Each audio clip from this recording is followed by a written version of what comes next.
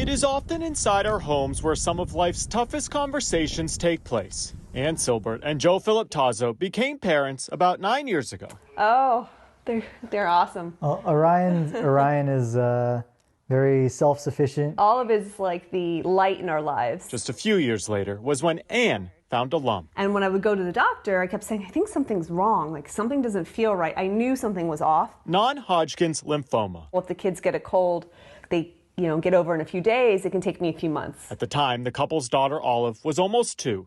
Their son Orion was 5. But how to tell the kids mom had cancer?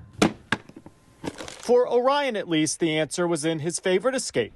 The cells multiply. Legos. You're showing like, oh, but some of them like multiply too much. Using the plastic pieces, they showed Orion how cancer multiplied and spread.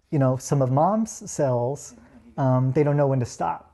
So, oh, there's more and there's more and there's more Legos. Ann and Joe's tactic of finding something familiar to explain a cancer diagnosis is actually what experts say you should do. You could see that that he understood, that it kind of clicked. It clicked, but he was very quiet. Yeah. He was so that's another thing. It's like when you're explaining things to your children, pick up on their cues. Like it might be too much information for them at that moment. For more on how to have those tough conversations, I turned to Dr. Kyle Pruett. There are some things about cancer that we may never understand. He's a professor of psychiatry at Yale School of Medicine and lost his own father to cancer when he was young. So he understands how difficult these conversations can be. Children as young as 3 months, they're not even sitting up yet, already are aware of emotional events around them. By some estimates, nearly 2.8 million children under the age of 18 are living with a parent affected by cancer. There are a few things Dr. Pruett says to remember if your family is facing a cancer diagnosis.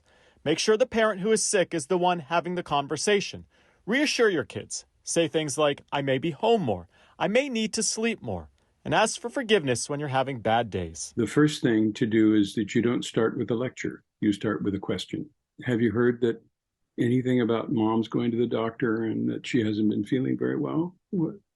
You have any questions about that, son or daughter? And then you wait for an answer. You don't rush. While it might sound strange, Pruett says in his experience, not every aspect of a cancer diagnosis is bad. The bringing together of and the expression of love and support is better than a lot of medications that we give our patients. They're so used to it. There's no normal for them.